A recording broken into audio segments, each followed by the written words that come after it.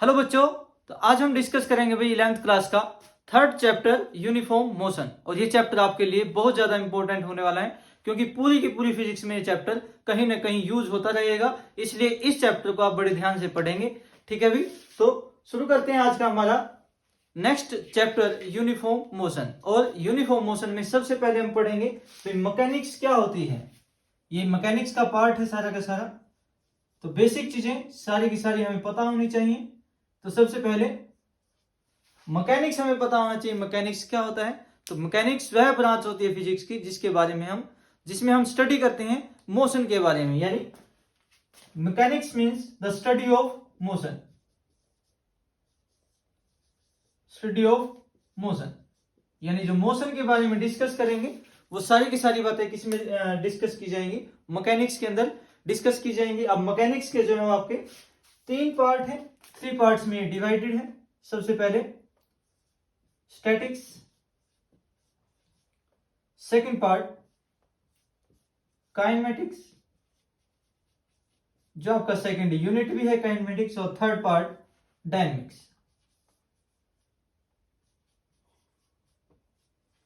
तो मैकेनिक्स आपकी 3 पार्ट्स में डिवाइड है। फर्स्ट पार्ट क्या होगा? स्टैटिक्स, सेकंड पार्ट क्या होगा? काइनेमेटिक्स, थर्ड पार्ट क्या होगा? डायनेमिक्स। अब स्टैटिक्स क्या होता है? Statics is the study of rest, यानी कोई ऑब्जेक्ट अगर रेस्ट में है तो उसको बोलेंगे हम स्टैटिक्स। यानी कोई भी ऑब्जेक्ट अगर रेस्ट में है उसकी स्टडी को क्या बोला जाता है? स्टैटिक्स। दूसरा काइनेमेटिक्स क्या होती है भाई? Study of motion without cause, study of motion without कोज।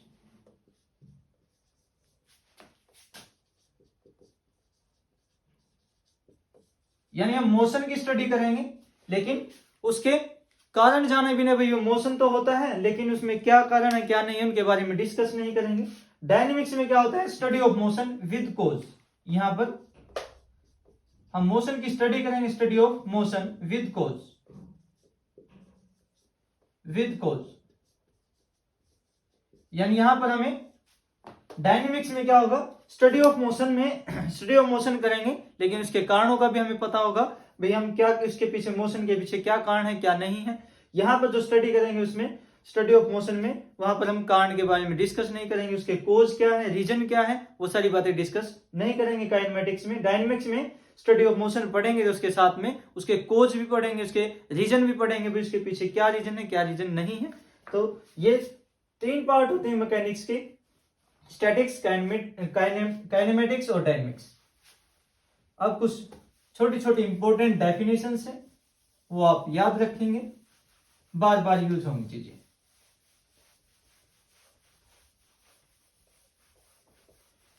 सबसे पहले फर्स्ट डेफिनेशन जो आती है वो आती है रेस्ट। रेस्ट क्या होता है? कोई चीज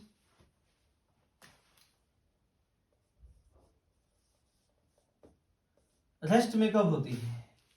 When an object does not change its position with respect to surrounding and with respect to time। यानी कोई ऑब्जेक्ट अगर अपनी पोजीशन को चेंज नहीं करता विद रिस्पेक्ट टू सराउंडिंग, यानी उसके आसपास की चीजों के अकॉर्डिंग और या टाइम के अकॉर्डिंग, यानी वो एक ही जगह पर रहता है तो उसको बोलते हैं हम रेस्ट। तो रेस्ट क्या होगा? Object does not change its position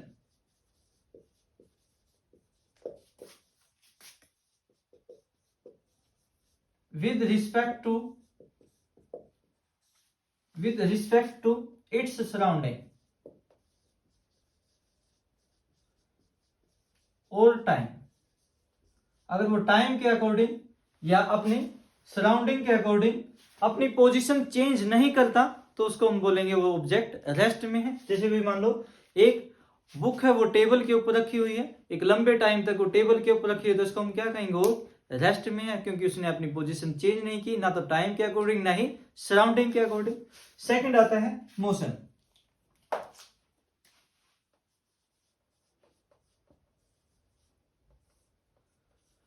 motion में क्या होगा? जब कोई ऑब्जेक्ट अपनी पोजीशन को चेंज करता रहता हो with respect to surrounding and with respect to time, यानी टाइम के साथ साथ वो अपनी पोजीशन चेंज करता रहता हो या अपनी आसपास की चीजों के अकॉर्डिंग वो अपनी पोजीशन चेंज करता रहता हो तो उसको हम बोलेंगे ऑब्जेक्ट मोशन में है। ऑब्जेक्ट चेंज इट्स पोजीशन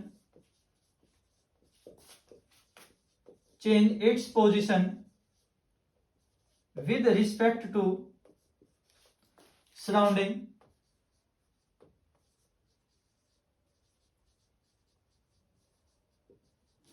और टाइम, यानी टाइम के साथ साथ या अपनी सराउंडिंग के साथ साथ वो अगर अपनी पोजीशन चेंज करता रहता है तो ऑब्जेक्ट को हम क्या बोलेंगे, वो मोशन में है। दोनों चीजें रेस्ट और मोशन रिलेटिव टर्म है, यानी एक दूसरे से रिलेट करती हैं। जैसे भी मान लो फॉर एग्जांपल कोई दो व्यक्ति बस में बैठे हैं या ट्रेन में बैठे हैं, आमने सामने बैठे हैं, तो वो एक दूसरे को क्या लगेंगे, रेस्ट में है, लेकिन बाहर से अगर उनको देखा जाए तो वो मोशन में दिखाई देंगे। तो इसका मतलब रेस्ट और मोशन दोनों एक दूसरे से रिलेटिव टर्म है।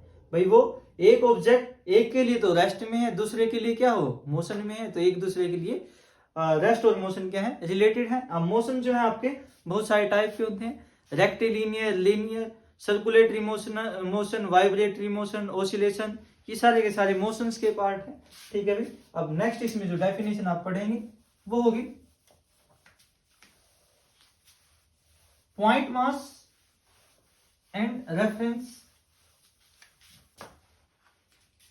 Point mass. Next definition point mass, important term है, बार बार यूज होगा ये पॉइंट भी। पॉइंट मास क्या होता है, जब कोई ऑब्जेक्ट अपने साइज के कंपैरिजन में बहुत ज्यादा डिस्टेंस कवर करे उसको बोलते हैं हम पॉइंट मास। यानी when an object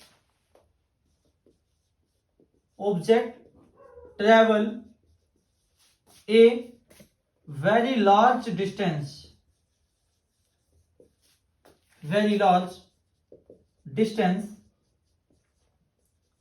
as compared to its size, अपने साइज के कंपैरिजन में अगर वो बहुत ज्यादा डिस्टेंस कवर करता है तो उस ऑब्जेक्ट को हम क्या बोलेंगे, पॉइंट मास। फॉर एग्जांपल अगर भी मान लो एक एग्जांपल लिया जाए, एक कार है, ट्रेवल ए डिस्टेंस ऑफ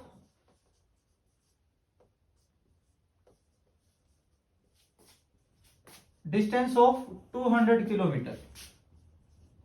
अगर कोई कार 200 किलोमीटर डिस्टेंस ट्रेवल करती है, यानी दिल्ली से चंडीगढ़ तक जाती है कोई कार, तो उसका जो उस कार को हम क्या बोलेंगे, पॉइंट मास बोलेंगे, पॉइंट ऑब्जेक्ट बोलेंगे। तो कार की जो मोस्टली जो लेंथ होती है लगभग 2 से 25 मीटर, 2 या 3 मीटर कह लेंगे ज्यादा से ज्यादा, इतना ही होता है, 2 से 3 मीटर। लेकिन 200 किलोमीटर को अगर हम मीटर में चेंज करें, 200 इंटू किलोमीटर को मीटर में चेंज करेंगे तो 1000 मीटर, तो ये क्या हो जाएगा, 2 लाख मीटर। ठीक है भी, जो कि कार के साइज के कंपैरिजन में एक बहुत ज्यादा डिस्टेंस है। तो इस केस में हम कार को क्या मानेंगे, पॉइंट ऑब्जेक्ट मानेंगे। ऐसे ही जब अर्थ जो है वो सन के चारों तरफ रिवॉल्व करती है तो अर्थ भी क्या बन जाती है, पॉइंट ऑब्जेक्ट बन जाती है, क्योंकि उसका जो साइज है वो बहुत कम होता है वहां पर कंपेयर टू इट्स डिस्टेंस। जो डिस्टेंस वो ट्रेवल करती है उसके कंपैरिजन में उसका साइज क्या हो जाएगा, छोटा हो जाएगा। तो वहां पर अर्थ भी क्या हो जाएगी, पॉइंट मास हो जाएगी। इसके बाद एक इंपॉर्टेंट टर्म है फ्रेम ऑफ रेफरेंस।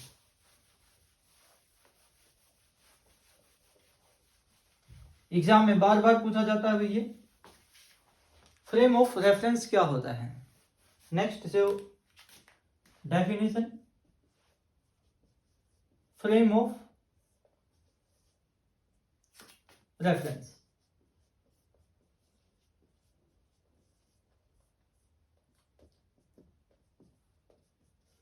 तो फ्रेम ऑफ रेफरेंस क्या होगा, तो फ्रेम ऑफ रेफरेंस एक ऐसा सिस्टम होगा जो किसी इवेंट को मेजर करने के लिए हमें चाहिए, या एक ऐसा सिस्टम जिसके अंदर भी ऑब्जर्वर होता है, टाइम मापने के लिए घड़ी होती है, और कार्टेशियन कोऑर्डिनेट सिस्टम होता है या रेक्टेंगुलर कोऑर्डिनेट सिस्टम होता है, उसको बोलते हैं फ्रेम ऑफ रेफरेंस। यानी किसी इवेंट को मेजर करने के लिए हमें क्या क्या चीजें चाहिए, वो चीजें सारी की सारी क्या कहलाएंगी, फ्रेम ऑफ रेफरेंस कहलाएंगी।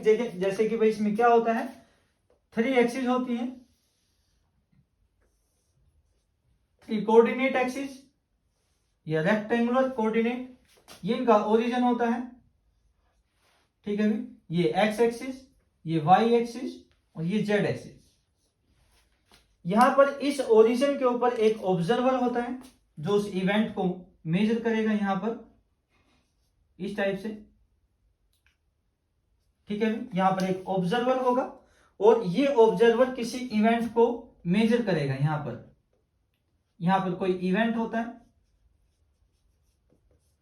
तो इस इवेंट को मेजर करने के लिए इस ऑब्जर्वर के पास एक क्लॉक भी होनी चाहिए, ठीक है भाई। तो यहां पर ये जो पूरा का पूरा सिस्टम है, इस पूरे के पूरे सिस्टम को हम क्या बोलते हैं, फ्रेम ऑफ रेफरेंस। तो फ्रेम ऑफ रेफरेंस में जो आपकी क्या क्या क्या चीजें होती हैं, एक तो रेक्टेंगुलर कोऑर्डिनेट सिस्टम होता है 3 एक्सिस का, एक्स वाई जेड एक्सिस का, और उसके ओरिजिन पर एक ऑब्जर्वर होता है, यानी एक आदमी होता है जिसके हाथ में एक क्लॉक होती है। वो सारा का सारा जो सिस्टम है ये क्या कहलाएगा, फ्रेम ऑफ रेफरेंस होगा। फ्रेम ऑफ रेफरेंस होगा किसी इवेंट को मेजर करने के लिए, तो इसको बोलते हैं भाई frame of reference. Frame of reference क्या है, 3 कोऑर्डिनेट एक्सिस का एक रेक्टेंगुलर कोऑर्डिनेट का एक सिस्टम जिसके ओरिजिन पर एक ऑब्जर्वर विद क्लॉक किसी इवेंट को मेजर करने के लिए होता है, उसको पूरे के पूरे सिस्टम को हम बोलते हैं फ्रेम ऑफ रेफरेंस, ठीक है भाई। तो फ्रेम ऑफ रेफरेंस में जो फ्रेम ऑफ रेफरेंस है वो आपके 2 टाइप के होते हैं, इसकी 2 टाइप्स होती हैं। पहला तो होता है भाई inertial frame of reference. Initial frame of reference short form में FOR, frame of reference. Second जो होता है वो होता है non inertial frame of reference. Non inertial frame of reference, ठीक है भाई। 2 टाइप के होते हैं, एक होता है इनर्शियल फ्रेम ऑफ रेफरेंस और दूसरा क्या होता है, non inertial frame of reference. तो इनर्शियल फ्रेम ऑफ रेफरेंस वो रेफरेंस होगा जो रेस्ट में होगा,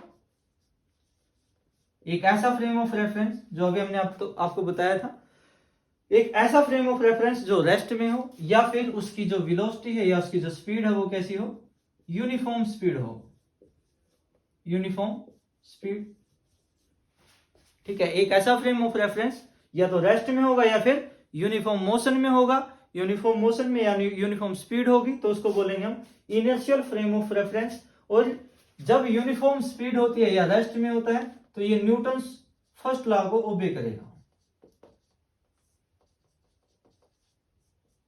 न्यूटन्स लॉ को क्या करेगा भाई, ओबे करेगा, यानी न्यूटन्स लॉ के अकॉर्डिंग काम करेगा। सेकंड जो होगा non inertial frame of reference, जो मोशन में हो, यूनिफॉर्म, यहां पर यूनिफॉर्म मोशन नहीं होगा, यहां पर जो है वेरिएबल मोशन होगा। ये क्या होगा, वेरिएबल मोशन में हो या न्यूटन्स लॉ को ओबे ना करता हो, न्यूटन्स लॉ को डज नॉट ओबे, इसको बोलेंगे non inertial frame of reference. जैसे भी मान लो फॉर एग्जांपल हम यहीं खड़े खड़े किसी इवेंट को मेजर करते हैं तो वो जो फ्रेम ऑफ रेफरेंस हो जाएगा वो क्या हो जाएगा, इनर्शियल फ्रेम ऑफ रेफरेंस। या अगर हम चलते हुए इधर उधर टहलते हुए किसी ऑब्जर्वेशन को मेजर करते हैं तो वो क्या हो जाएगा, non inertial frame of reference, ठीक है। अभी याद रखेंगे इसको, इनर्शियल फ्रेम ऑफ रेफरेंस और non inertial frame of reference क्या होते हैं, ठीक है, पूछे जाते हैं एग्जाम में बार बार, तो याद रखें।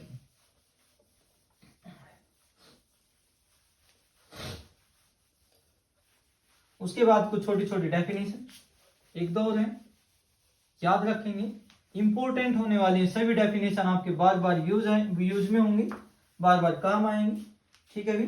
नेक्स्ट जो डेफिनेशन है वो है वन डायमेंशनल मोशन।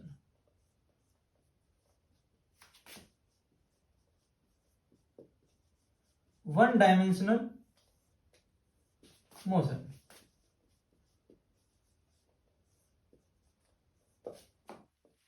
तो वन डायमेंशनल मोशन क्या होता है, जब कोई ऑब्जेक्ट एक स्ट्रेट लाइन के अलोंग ट्रेवल करता हो तो ऐसे मोशन को हम बोलते हैं वन डायमेंशनल मोशन। तो स्ट्रेट लाइन जो है आपकी, जैसे भी मान लो एक ऑब्जेक्ट ऐसे स्ट्रेट लाइन के अलोंग ट्रेवल करता है, ये स्ट्रेट लाइन है, तो इस टाइप का जो मोशन होगा क्या होगा, वन डायमेंशनल मोशन। ऐसे ही वो इस तरफ भी जा सकता है भाई,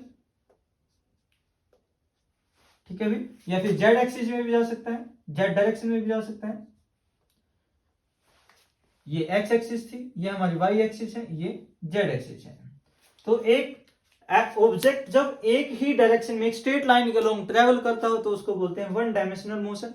वो एक्स एक्सिस के अलोंग भी हो सकता है, वाई एक्सिस के अलोंग भी हो सकता है, जेड एक्सिस के अलोंग भी हो सकता है। जैसे कि हमने आपको बताया था अभी, कोऑर्डिनेट सिस्टम में 3 एक्सिस होती हैं, तीनों की तीनों आपस में परपेंडिकुलर होती हैं, इस टाइप से एक्स वाई जेड, ये इनका ओरिजिन होता है।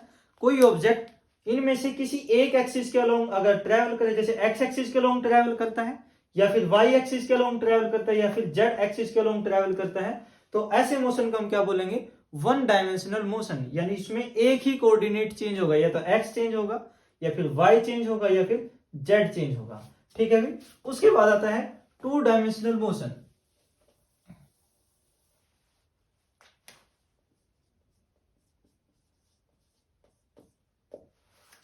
टू डायमेंशनल मोशन में क्या होता है, जब ऑब्जेक्ट एक प्लेन के अंदर ट्रेवल करता हो, जैसे भी मान लो ग्राउंड पे ट्रेवल करता है, या जैसे वॉल है, वॉल के ऊपर कोई कीट पतंगा अगर ट्रेवल करता है, ठीक है, इंसेक्ट अगर ट्रेवल करता है, तो उसका जो मोशन होगा वो क्या होगा, टू डायमेंशनल मोशन होगा। जैसे भी मान लो इसमें 2 एक्सिस है, ये जो हमारा व्हाइट बोर्ड है, यहां पर कोई ऑब्जेक्ट जो है वो ट्रेवल करता है, इसे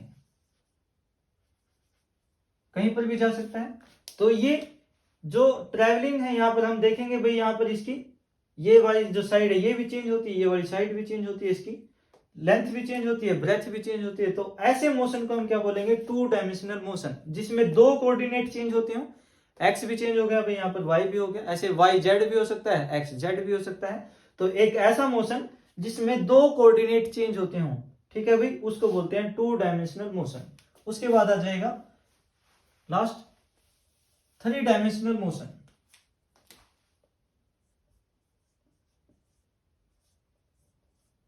थ्री डायमेंशनल मोशन, तो 3 डायमेंशनल मोशन में जब आपके तीनों कोऑर्डिनेट आपस में चेंज होते हो, उस मोशन को हम बोलते हैं 3 dimensional motion, X Y Z, ये ओरिजिन, ठीक है भाई। यहां पर कोई ऑब्जेक्ट है पी पॉइंट पर, तो जब तीनों कोऑर्डिनेट अगर आपके चेंज होते हैं तो ऐसे मोशन को हम क्या बोलेंगे, 3 डायमेंशनल मोशन। जैसे फॉर एग्जांपल अगर हम काइट यानी पतंग उड़ाते हैं, तो पतंग में क्या होता है, वो एक स्पेस के अंदर ट्रेवल करता है। जब भी कोई ऑब्जेक्ट स्पेस के अंदर ट्रेवल करेगा तो उसके तीनों ही कोऑर्डिनेट चेंज होते हैं, एक्स वाई जेड। जैसे मान लो इस एक्सिस से कुछ इस तरीके से एक ऑब्जेक्ट है, तो यहां पर देखें हम, ये वैल्यू भी चेंज हुई है, ये वैल्यू भी चेंज हुई यहां से ऊपर तक, और ये वैल्यू भी चेंज होती है, क्योंकि ये कोऑर्डिनेट आपका इस तरीके से होता है। तो जब तीनों कोऑर्डिनेट अगर आपके चेंज होते हैं तो ऐसे मोशन को हम क्या बोलते हैं, 3 डायमेंशनल मोशन, ठीक है भाई। एक एग्जांपल, जब कोई ऑब्जेक्ट स्पेस में ट्रेवल करता है तो उसके मोशन को हम क्या बोलते हैं, 3 डायमेंशनल मोशन, ठीक है भाई। इसके बाद 2 डेफिनेशन और इंपॉर्टेंट सी। नेक्स्ट जो होगा, छोटी छोटी सी डेफिनेशन 2 याद रखेंगे। स्केलर क्वांटिटी क्या होती है, स्केलर्स या स्केलर क्वांटिटी, ठीक है भाई। स्केलर्स बोलेंगे या फिर स्केलर क्वांटिटी बोलेंगे। तो ऐसी क्वांटिटी जिनका सिर्फ मैग्नीट्यूड होता है, उनकी डायरेक्शन नहीं होती, खाली वैल्यू होती है, उनको बोलते हैं स्केलर क्वांटिटी, ठीक है भाई। हैविंग ओनली मैग्नीट्यूड,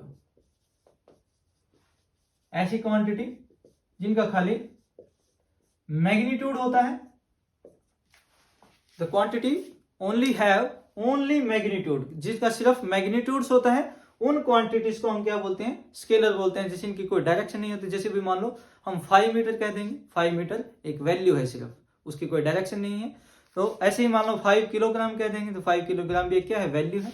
इस टाइप से जो क्वांटिटी सिर्फ जिनका मैग्नीट्यूड होता है उनको बोला जाता है स्केलर, उनका कोई डायरेक्शन नहीं होती। ऐसे ही इसके जस्ट अपोजिट एक वेक्टर क्वांटिटी है, अपोजिट तो नहीं कहेंगे, वेक्टर या वेक्टर्स, वेक्टर क्वांटिटी बोलेंगे या फिर वेक्टर्स बोलेंगे। तो वेक्टर्स क्या होते हैं, हैविंग मैग्नीट्यूड एंड डायरेक्शन, जिनमें मैग्नीट्यूड के साथ साथ डायरेक्शन भी होती है। ऐसी क्वांटिटीज को हम क्या बोलते हैं, वेक्टर्स बोलते हैं। हैविंग मैग्नीट्यूड एंड डायरेक्शन, दोनों चीजें होंगी, मैग्नीट्यूड भी होगा, डायरेक्शन भी होगा। अब जो स्केलर क्वांटिटी है उनको सिंपली एक सिंबल से रिप्रेजेंट किया जा सकता है, जैसे ए या एफ या पी, इस टाइप से। वेक्टर्स को जो रिप्रेजेंट किया जाता है वो किसी सिंबल के ऊपर हम एरो लगा देते हैं। वेक्टर्स के ऊपर वेक्टर्स सिंबल के ऊपर क्या लगा देंगे, एक एरो लगा देंगे। जैसे कोई फोर्स है, इसके ऊपर ऐसे सिंबल लगा देंगे। जैसे कोई मान लो ई है, ई के ऊपर हम ऐसे एक सिंबल लगा देंगे, ठीक है, सॉरी एरो लगा देंगे। सिंबल के ऊपर एरो होगा, इसको रिप्रेजेंट किया जाएगा। अब वेक्टर्स में क्या होता है, मैग्नीट्यूड प्लस डायरेक्शन। जैसे कि अभी हमने आपको बताया, अगर हम बोले खाली ये बोल दें भाई 5 मीटर, तो 5 मीटर क्या है, एक स्केलर क्वांटिटी है, अब इसकी कोई डायरेक्शन नहीं है। अगर ऐसे ही बोल दीजिए 5 मीटर इन नॉर्थ डायरेक्शन, 5 मीटर इन नॉर्थ डायरेक्शन, तो ये क्या हो जाएगी, इसके साथ में 5 मीटर भी, एक मैग्नीट्यूड भी और साथ में क्या है, डायरेक्शन भी है। तो ये क्या क्या बन जाएगी, एक वेक्टर क्वांटिटी बन जाएगी। ऐसे ही अगर हम बोले 5 किलोग्राम, एक स्केलर क्वांटिटी है, लेकिन अगर इसको ये बोलते हैं भाई 5 किलोग्राम डाउनवर्ड, तो इसमें एक डायरेक्शन भी जुड़ जाएगी यहाँ पर। तो उस टाइम क्या कहेंगे, इसको हम वेक्टर बोलेंगे। तो ऐसी क्वांटिटी जिनमें डायरेक्शन भी होती है और मैग्नीट्यूड भी होता है, उसको हम क्या बोलते हैं, वेक्टर्स बोलते हैं। वेक्टर्स को रिप्रेजेंट किया जाता है किसी सिंबल के ऊपर हम एरो लगा देंगे इस टाइप से, या फिर इनको ग्राफिकली कैसे रिप्रेजेंट करते हैं, ग्राफिकली एक स्ट्रेट लाइन से रिप्रेजेंट करते हैं, जिसके जो हेड पर एरो लगी होती है और पीछे टेल पर एक पॉइंट लगा होता है। ये सिंपली यहाँ पर ये एक एरो की फॉर्म में रिप्रेजेंट की जाती है। ऐसा भी बोल सकते हैं, वेक्टर्स को ग्राफिकली हम कैसे रिप्रेजेंट करते हैं, स्ट्रेट लाइन से रिप्रेजेंट करते हैं जिसके हेड पर एक एरो लगा होता है, या एरो से रिप्रेजेंट करते हैं, ठीक है भी। और इसकी जो लेंथ है वो मैग्नीट्यूड को रिप्रेजेंट करती है। जो इसकी लेंथ होगी यहां से यहां तक, वो इसके मैग्नीट्यूड को रिप्रेजेंट करेगी, और जो एरो है वो क्या करेगा, उसकी डायरेक्शन को रिप्रेजेंट करेगा। ठीक है भी, ये तो वेक्टर्स था, ठीक है। बाकी डिटेल में हम वेक्टर, एक पूरा का पूरा चैप्टर है आपका 3rd चैप्टर इसी यूनिट का, 2nd यूनिट का, ठीक है भाई, वो पूरा का पूरा डिस्कस करेंगे, वहां पर पढ़ेंगे वेक्टर्स कितने टाइप के होते हैं, सारी की सारी चीजें, वेक्टर को मल्टीप्लाई कैसे किया जाता है और ऐड कैसे किया जाता है, सारी की सारी चीजें आगे एक कंप्लीट चैप्टर आएगा। अभी फिलहाल इतना ही याद रखेंगे, स्केलर्स ऐसी क्वांटिटी जिनमें सिर्फ मैग्नीट्यूड होता है, वेक्टर्स ऐसी क्वांटिटी जिनमें मैग्नीट्यूड के साथ साथ डायरेक्शन भी होती है, उसको बोलते हैं वेक्टर्स, ठीक है भाई। और आज का सबसे इंपॉर्टेंट जो टॉपिक है वो अभी हम पढ़ेंगे, distance and displacement.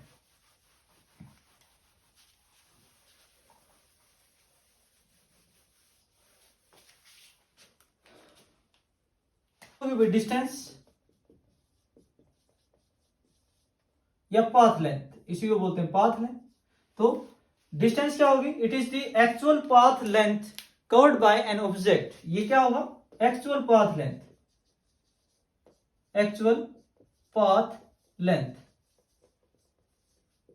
Between 2 points, यानी 2 पॉइंट्स के बीच की जो एक्चुअल पाथ लेंथ होगी उसको हम क्या बोलेंगे, डिस्टेंस बोलेंगे। जैसे मान लो एक ऑब्जेक्ट पॉइंट ए से पॉइंट बी तक ट्रेवल करता है, तो वो ए से बी ऐसे स्ट्रेट भी जा सकता है, या फिर ए से बी कुछ इस टाइप से भी जा सकता है, या ए से बी कुछ इस टाइप से भी जा सकता है, या फिर ए से बी कुछ इस टाइप से भी जा सकता है, ठीक है भाई। या फिर बी से ए पर भी आ सकता है दोबारा, तो बी से ए पर भी आ सकता है भाई इस टाइप से। तो एक्चुअल जो पाथ लेंथ होगी, जैसे मान लो ऑब्जेक्ट ए से बी ऐसे गया, फिर बी से ए इस टाइप से आया, तो ये जो टोटल लेंथ होगी यहां से ए से ये बी और बी से फिर ये ए, इस एक्चुअल पाथ लेंथ को हम क्या बोलेंगे, डिस्टेंस बोलेंगे। अब डिस्टेंस को मीटर में मापा जाता है, यानी इसके जो एसआई यूनिट है वो क्या होते हैं, मीटर होते हैं। उसके बाद इसका जो डायमेंशनल फॉर्मूला है, ये डायमेंशन क्या होगा इसका, एल से लिखते हैं सिंपली, एल स्केल ब्रैकेट से लिखा जाता है, m0 l1 t0 भी लिख सकते हैं। उसके बाद ये कैसी क्वांटिटी है, एक स्केलर क्वांटिटी है। कैसी क्वांटिटी है, ये स्केलर क्वांटिटी है, क्योंकि इसकी कोई पर्टिकुलर डायरेक्शन नहीं है, कभी इधर से भी जा सकता है, इधर से भी जा सकता है, स्ट्रेट भी जा सकता है, इधर से भी जा सकता है, ऐसे भी जा सकता है। लेकिन कभी भी डिस्टेंस जो होगा किन्हीं दो पॉइंट के बीच में, never zero, it never zero, ये कभी भी जीरो नहीं होगा दो पॉइंट के बीच में, ना ही नेगेटिव होगा, हमेशा पॉजिटिव वैल्यू आएगी, नेवर जीरो और नेगेटिव, हमेशा पॉजिटिव वैल्यू आएगी। यहां पर ये हमेशा कोई ना कोई पॉजिटिव वैल्यू जरूर आएगी, अगर डिस्टेंस है तो वो कभी भी जीरो नहीं होगी, ना ही नेगेटिव होगी। उसके बाद नेक्स्ट बढ़ते हैं भाई, अब दो पॉइंट के बीच में एक्चुअल जो डिस्टेंस है, जो डिस्टेंस है वो भाई अलग अलग भी हो सकती है, वो डिपेंड करेगा, depend on path followed by object, यानी जो ऑब्जेक्ट है उसका जो पाथ होगा उस पर डिपेंड करेगी। भाई पाथ ये भी हो सकता है, स्ट्रेट लाइन भी हो सकता है, ऐसे भी हो सकता है, इस टाइप से भी हो सकता है, इस टाइप से भी हो सकता है। तो जो डिस्टेंस है वो किस बात पे डिपेंड करेगी, पाथ फॉलोड पर डिपेंड करेगी। नेक्स्ट पढ़ेंगे डिस्प्लेसमेंट।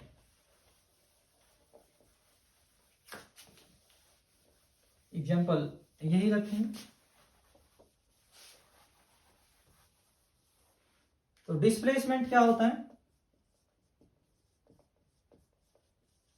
डिस्प्लेसमेंट, तो डिस्प्लेसमेंट क्या होता है, the shortest distance between two points, यानी दो पॉइंट्स के बीच की शॉर्टेस्ट डिस्टेंस जो होती है उसको बोलते हैं डिस्प्लेसमेंट, यानी shortest distance between two point, shortest distance between two point.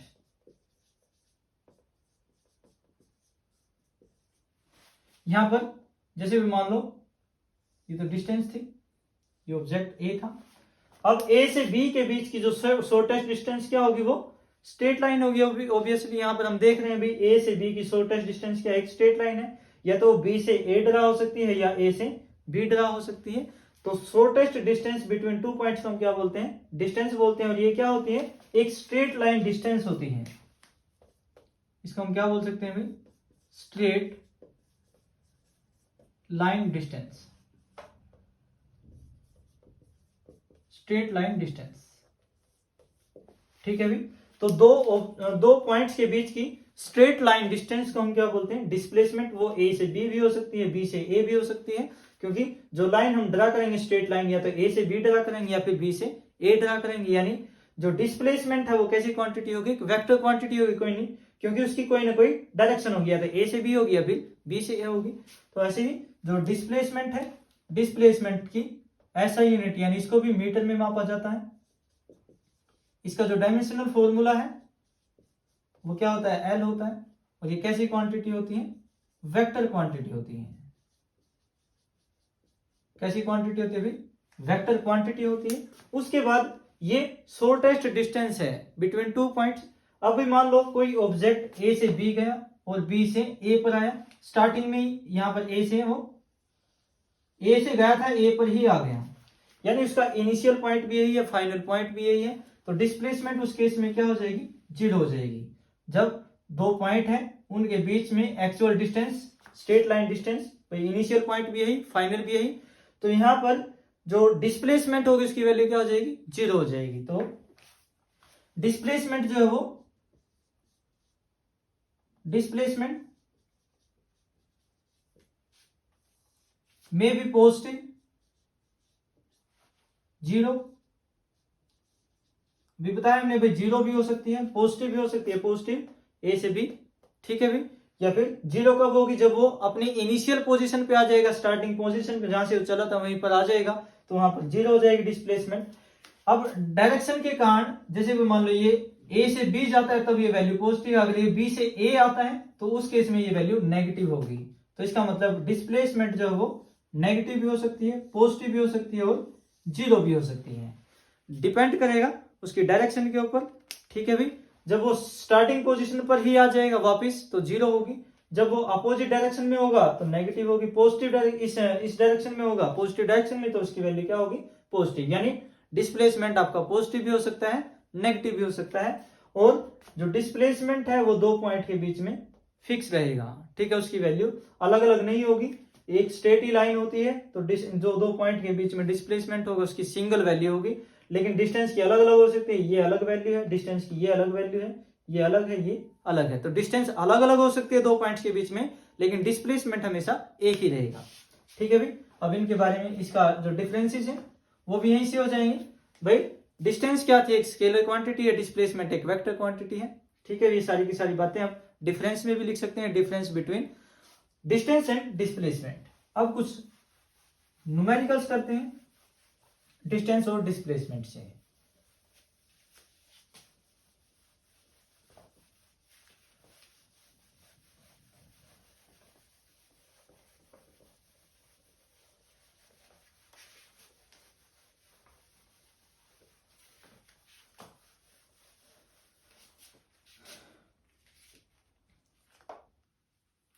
जैसे भी मान लो एक क्वेश्चन है,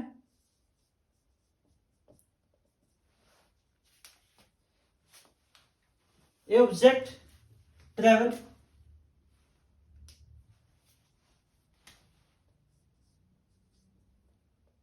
ऑब्जेक्ट ट्रेवल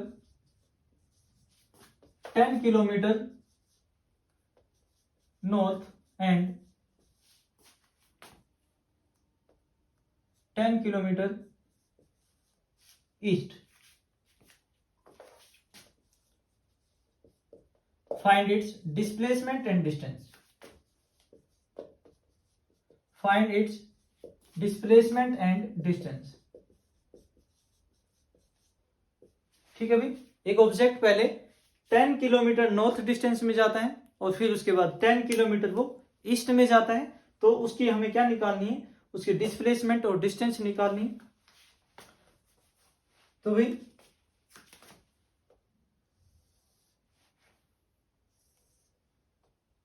मान लेंगे ऑब्जेक्ट यहां से शुरू करता है, इस पॉइंट का नाम ले लेंगे ए। अब वो 10 किलोमीटर क्या करता है भाई, नॉर्थ डायरेक्शन में जाता है 10 किलोमीटर, ये नॉर्थ डायरेक्शन है यहां तक। फिर उसके बाद वो 10 किलोमीटर कहां पर जाता है, ईस्ट में जाता है, इधर वेस्ट होता है, इधर ईस्ट होता है, नॉर्थ और साउथ, इस टाइप से। तो उसके बाद वो 10 किलोमीटर ईस्ट डायरेक्शन में जाता है, इस टाइप से।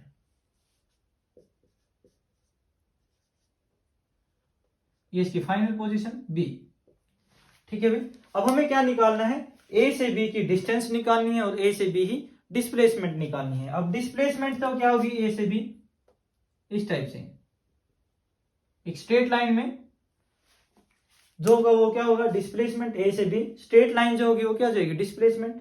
ए से बी अगर ये टोटल लेंथ निकालेंगे तो क्या हो जाएगी, डिस्टेंस। तो यहां पर डिस्टेंस अगर मेजर करें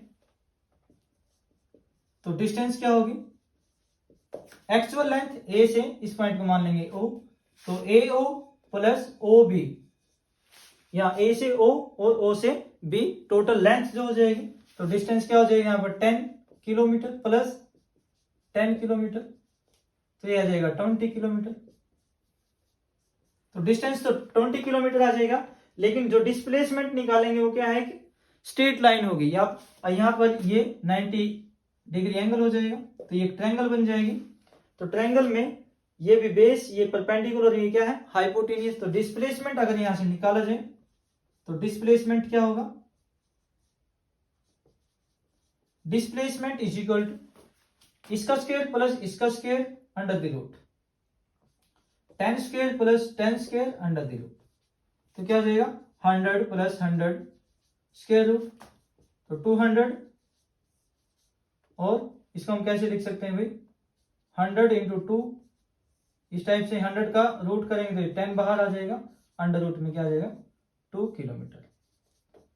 तो ये था भाई डिस्टेंस और डिस्प्लेसमेंट कैसे निकाल सकते हैं भाई। डिस्टेंस तो क्या होगी, एक्चुअल पाथ लेंथ होगी, लेकिन जो डिस्प्लेसमेंट होगी वो क्या होगी, स्ट्रेट लाइन होगी बीच में दो पॉइंट्स के ए से बी, ठीक है भाई। उसके बाद एक ऑब्जेक्ट, एक क्वेश्चन और करते हैं।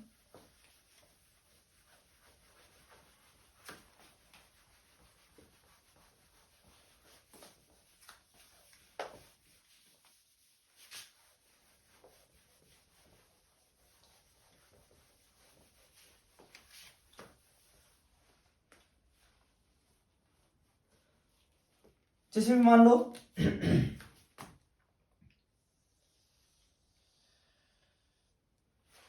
एक सर्कल है, यहां पर इसका सेंटर है O, इसका रेडियस है R।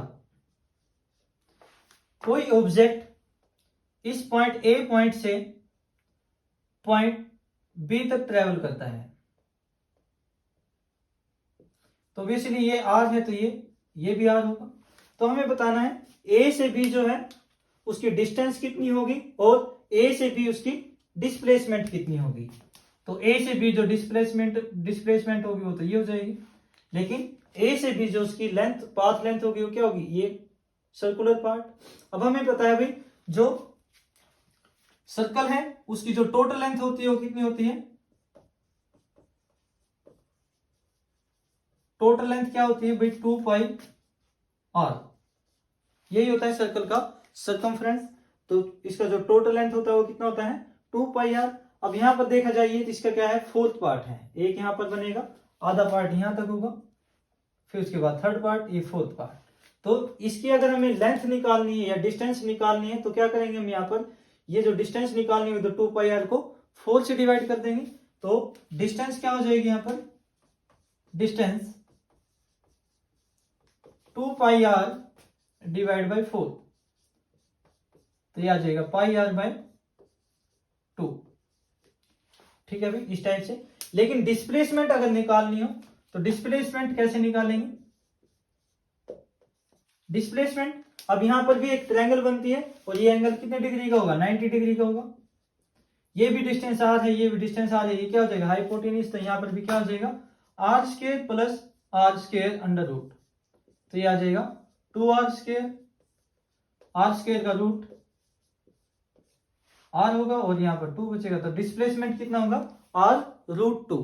ठीक है भाई, तो ये था। उसके बाद अगर यह ऑब्जेक्ट A से B पॉइंट पर जाए, यही ऑब्जेक्ट A से B पर पहुंच जाए, तो उस केस में आपको क्या निकालनी है, डिस्टेंस निकालनी है। तो उस केस में डिस्टेंस कितनी होगी, डिस्टेंस हमें पता है, टोटल डिस्टेंस कितना होता है इसका, 2 पाई r, और यहां तक कितना हो जाएगा, डिवाइड बाय 2 कर देंगे, तो ये हो जाएगा पाई r। ठीक है भाई, लेकिन डिस्प्लेसमेंट क्या होगा इस केस में, डिस्प्लेसमेंट अब ये भी r है, ये भी कितना होगा, r ही होगा, क्योंकि रेडियस इक्वल होता है। तो रेडियस प्लस रेडियस, इस पॉइंट का नाम रखेंगे c, तो radius plus radius r plus r, ये टोटल डिस्प्लेसमेंट हो जाएगा 2r। ठीक है भाई, यहां से देख सकते हैं भाई डिस्टेंस और डिस्प्लेसमेंट अलग अलग आती हैं। ठीक है, तो और भी बहुत सारे एग्जाम्पल हो सकते हैं, एक एग्जाम्पल और करते हैं।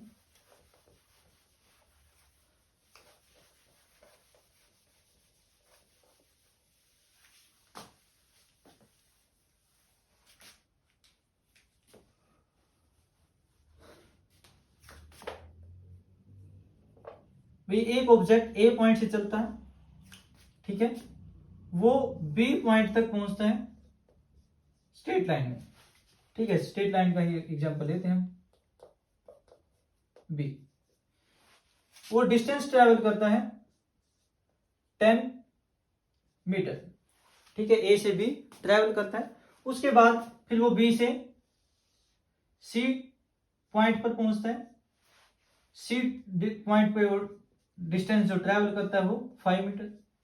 उसके बाद वो सी से कुछ इस तरीके से ट्रेवल करता है डी पॉइंट तक और डिस्टेंस ट्रेवल करता है 6 मीटर। ठीक है भाई, अब आपको क्या बताना है, ए से डी टोटल डिस्टेंस भी बतानी है और टोटल डिस्प्लेसमेंट भी बतानी है। तो पहले तो हम डिस्टेंस निकालेंगे, यहां पर डिस्टेंस कैसे निकालेंगे, एक्चुअल लेंथ होती है, तो एक्चुअल लेंथ क्या होगी, पहले ए से बी, फिर उसके बाद बी से सी, फिर उसके बाद सी से डी। तो ए से बी, ए से बी की वैल्यू कितनी है 10 मीटर, प्लस बी से सी कितना है 5 मीटर, फिर उसके बाद सी से डी कितना है 6 मीटर। तो 6 मीटर सभी को ऐड करेंगे तो एक्चुअल लेंथ कितनी हो जाएगी भाई, 10 प्लस 5 प्लस 6 यानी 21। तो डिस्टेंस तो कितना आ जाएगा 20 मीटर। लेकिन डिस्प्लेसमेंट क्या होगा, अब डी से ए के बीच की स्ट्रेट लाइन वो होगी आपकी डिस्प्लेसमेंट। ये जो होगी ए से डी, ये क्या होगी डिस्प्लेसमेंट। अब इसको हम कैसे निकाल सकते हैं भाई, यहां से एक लाइन ड्रा करेंगे, ठीक है। तो ये वैल्यू जो होगी ये 5 मीटर है तो ये भी कितना होगा 5 मीटर होगा। ये 6 मीटर है तो ये भी कितना होगा 6 मीटर होगा, ठीक है भाई। अब ये टोटल जो लेंथ थी ये कितनी थी 10 थी, उसमें से 6 माइनस हो गए तो यहां पर कितना बचा 4 मीटर, ठीक है भाई।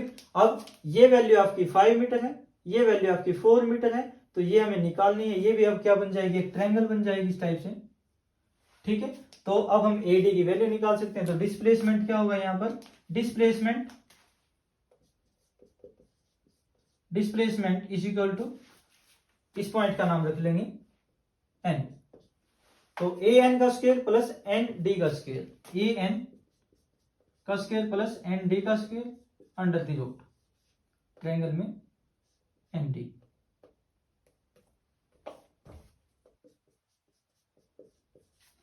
ठीक है भाई, एन डी का स्क्वायर प्लस ए एन का स्क्वायर। अब ए एन की वैल्यू पुट करेंगे यहाँ पर, ए एन की वैल्यू कितनी है 4 का स्क्वायर, एन डी की वैल्यू कितनी है 5 का स्क्वायर अंडर रूट, ठीक है भाई।